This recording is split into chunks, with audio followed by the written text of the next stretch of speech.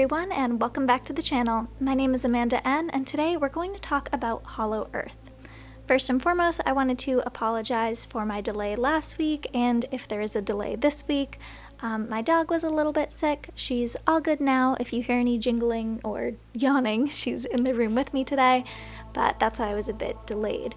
So, Hollow Earth. I first came across it because King Kong and Godzilla franchises are both believed to be set there. But the concept of Hollow Earth basically states that the Earth is hollow and the inside contains an entirely different world, possibly even Atlantis. It's not really anything new, as ancient Greeks believed that tunnels may have led to the underworld. It's called Patala in Hindu mythology, and it's frequently featured in fiction, both modern and old. One of the biggest sources for the theory of Hollow Earth is the book called The Smoky God, or Voyage to the Inner World, by Willis George Emerson.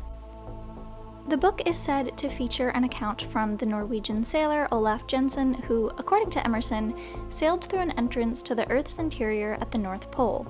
For 2 years, Jensen lived with the inhabitants of Agharta colonies, Agharta being the society of underground dwellers. The book Agharta, Secrets of the Subterranean Cities, also by Willis Emerson, discusses this in depth. According to my source, the Agharta colonies were 12 feet tall, and the world was lit by a smoky central sun. Shambhala the Lesser, one of the colonies, was also the seat of the government for the network. While Shambhala the Lesser is an inner continent, its satellite colonies are smaller, enclosed ecosystems located just beneath the Earth's crust or discreetly within mountains. According to Secrets, the inhabitants of Agharta were driven underground by the many cataclysms and wars taking place on the surface of the Earth. Quote, "Consider the lengthy Atlantean-Lemurian War and the power of thermonuclear weaponry that eventually sank and destroyed these two highly advanced civilizations. The Sahara, the Gobi, the Australian outback, and the deserts of the US are but a few examples of the devastation that resulted. The sub-cities were created as refuges for the people and safe havens for sacred records, teachings, and technologies that were cherished by these ancient cultures." End quote. I guess Lily has an opinion on that. I'm sorry about that. There are allegedly several entrances to the kingdom of Agharta throughout the world. Kentucky Mammoth Cave in south-central Kentucky, U.S. Mount Shasta, California, U.S. The Aghartian city of Telos is supposedly found beneath this mountain. Manaus, Brazil, Mato Grosso, Brazil. The city of Posid supposedly lies beneath this plain. Sorry for any mispronunciations there. Iguazu Falls on the border between Brazil and Argentina. Mount Ampio in Italy, the Himalayan mountains in Tibet, and many, many others, including the North and South Poles, of course. All of these are, again, supposedly entrances to this hollow Earth. Other authors have written about the Old Ones, the most intelligent and ancient race in Hollow Earth, some saying that there's an elder race, also called Titans. Hollow Earth itself has even been brought up in Shakespeare's Midsummer Night's Dream when he writes, "I'll believe as soon this whole earth may be bored, and that the moon may through the center creep and so displease her brother's noontide with antipodes." Yet, what's the proof of all of this? Is it just Olaf's word? Is it just fantasy? Is it just the fact that US has deserts and that land changes? That really doesn't seem to be any evidence. After all, wouldn't the Earth collapse from the force of gravity alone if it were hollow?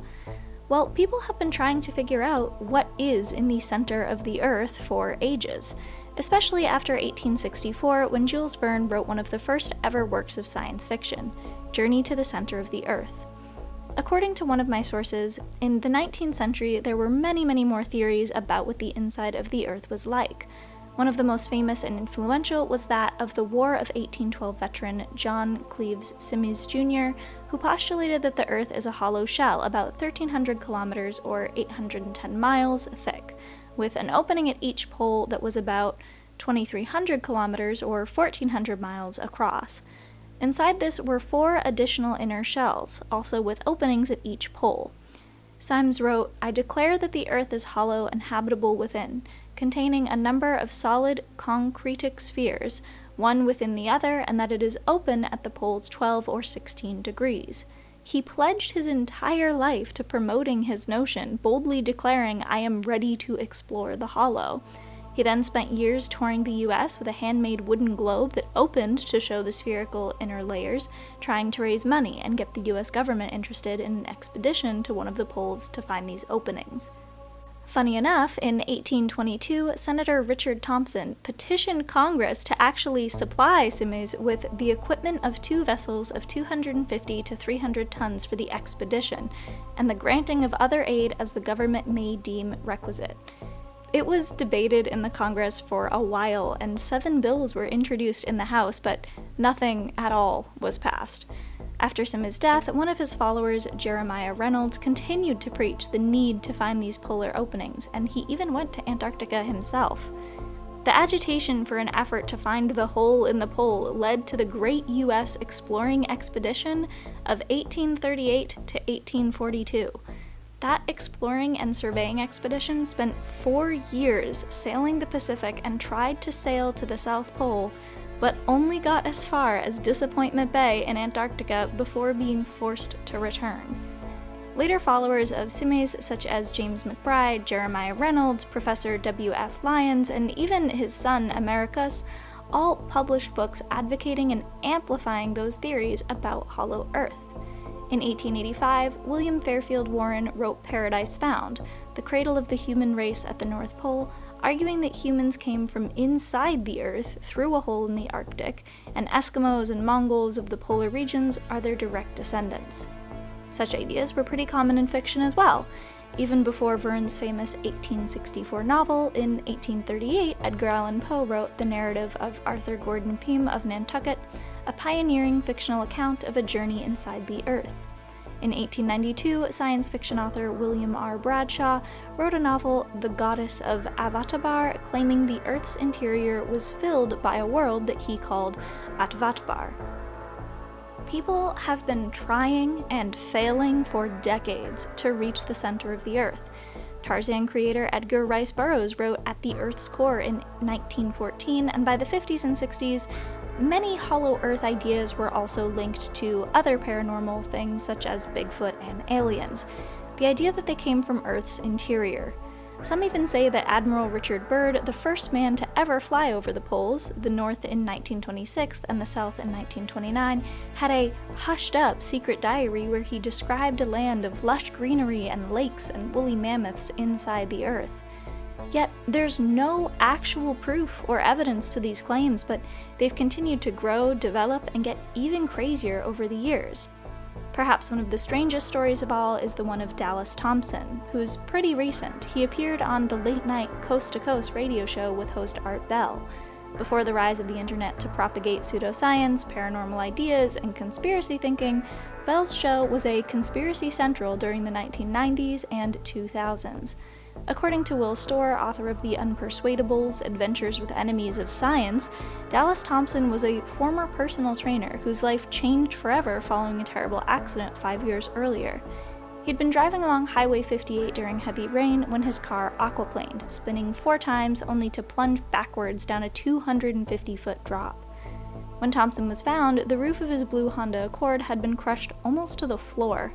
The fireman who rescued him was amazed that he hadn't been decapitated. As he'd been sitting, helpless in the wreck, Thompson had a vivid near-death experience. He claimed to have seen a, quote, light so bright that it burnt my eyes and made him, quote, legally blind, end quote, and to have had bizarre knowledge about the world poured into him. When he regained consciousness, he was convinced that the Earth was hollow and had an opening at the North Pole. He'd come on Coast to Coast, the radio show, to discuss his mission to locate and explore it. There are cavern systems and caves that traverse the whole mantle, he told Bell, whose skepticism often took the form of slightly extended silences. Because of the special atmosphere in the hole, Thompson explained that living creatures were protected from pollutants and harmful rays. There were herds of mammoth and ancient tribes down there, the members of which lived to be around 1,700 years old. How do you know all this? Asked Bell. I just do, said Thompson.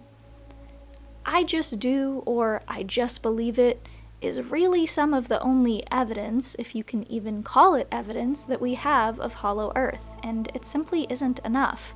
Even so, Thompson still tried to conduct an expedition. He wrote a book called Cosmic Manuscript, which sold incredibly well, but strangely, he chose to pull the book and stopped responding to his fans. He's still living in the same location, but his phone number has been disconnected. Some people think he's vanished. I think it's possible that he just realized he was wrong and maybe wants to hide from the whole Hollow Earth fanbase. Unfortunately, because Thompson vanished, his expedition and proof has never come forward. Of course, we know that the Earth isn't actually hollow. Science tells us this much. The pressure and heat that increases the deeper you get into the Earth proves this. No device or craft could ever survive the temperatures and pressures even just a few miles down. A poll of geoscientists have voted The Core as the worst Earth science film ever made because of this. According to my source, despite our best efforts and most sophisticated technology, the deepest humans have ever penetrated the crust is a borehole on Russia's Kola Peninsula, a few miles from the Swedish and Finnish borders. Even with the most advanced drilling technology and the coolants to keep the drill bit from melting, the Russians were only able to penetrate down to 12 kilometers or 7.5 miles before the drill bit melted. In the 1960s, Project Mohole launched the first deep-sea drilling ship. They wanted to drill through the oceanic crust, about 10 kilometers thick, the thinnest crust on Earth, to reach the mantle. But these efforts stopped due to the difficulties drilling through solid lava rocks of oceanic crust, bureaucratic problems, and lack of funding. For these reasons, the Earth's interior cannot be inhabited by any creature, no matter what the legends and science fiction tales say. Again, gravity plays a role, as I mentioned earlier. The core of the Earth must be extremely dense. It's literally scientifically impossible that it's hollow. It's a cool thought, fantastical-wise, but scientifically, there is absolutely nothing to support it. But the reason why I decided to bring up Hollow Earth today at all isn't necessarily because it's a bit odd, or because I find it to be an interesting sort of foil to Flat Earth, but because, just like Flat Earth, it can be dangerous. Science denial hasn't necessarily spread in recent years, but it's definitely come to the forefront and become more accessible thanks to social media, internet, TikTok, and people largely spreading beliefs like the adrenochrome conspiracy, Pizzagate, and things of that nature that really don't necessarily have any backing in genuine science and logic. So I found Hollow Earth really interesting because it is sort of a foil to Flat Earth and maybe a little bit more paranormal, but at the same time, please, if you're going to believe something like Hollow Earth or Flat Earth or anything of that nature, really do the research. Because whether or not you trust the government, whether or not you believe the moon landing was faked, whether or not you believe in science, some of these are very, very basic facts that you can figure out yourself. We learned that there has to be a dense material in the center of the Earth in the 1700s, with technology from the 1700s.